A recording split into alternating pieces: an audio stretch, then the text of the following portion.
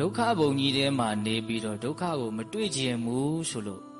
မဖြစ်နိုင်ဘူးဟုတ်လားဘုံဘုံတို့တွေကဘယ်ထဲမှာနေတာတော့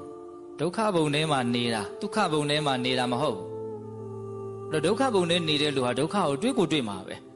အဲ့တော့ဒုက္ခမတွေ့ပါရစေနဲ့လို့ဆုမတောင်းနဲ့အဲ့ဒါဘယ်တော့မှမပြည့်ဘူးလို့မှတ်ထားလိုက်ပြည့်နိုင်တဲ့ဆုတောင်းမဟုတ်ဒါနဲ့ဘယ်လိုလုပ်ရမှာတော့ဆိုတော့တွေ့လာတဲ့ဒုက္ခကိုရင်ဆိုင်နိုင်ဖို့ပဲကြိုးစားရမှာမှတ်ထားနော်ဒါကိုမှတ်ထားနော်ဒုက္ခမတွေ့ဖို့ဆုတောင်းရမှာလားရင်ဆိုင်နိုင်ဖို့ကြိုးစားရမှာလားရင်ဆိုင်နိုင်ဖို့ကြိုးစားရမှာဟုတ်တယ်ဒုက္ခကလည်းဘယ်သူမှမျက်နှာသာမပေးဘူးသူ့ချော့လို့လည်းမရဘူးလက်ထိုးလို့လည်းမရဘူးတွေ့ပြီဆိုတွေ့မှာပဲဘုံတို့လှုပ်ထားဖို့အရာတွေ့ချင်ရတွေ့ကွာငါစိတ်ကိုမတုံမလှုပ်အောင်လုပ်မယ်ချမ်းသာအောင်လုပ်မယ်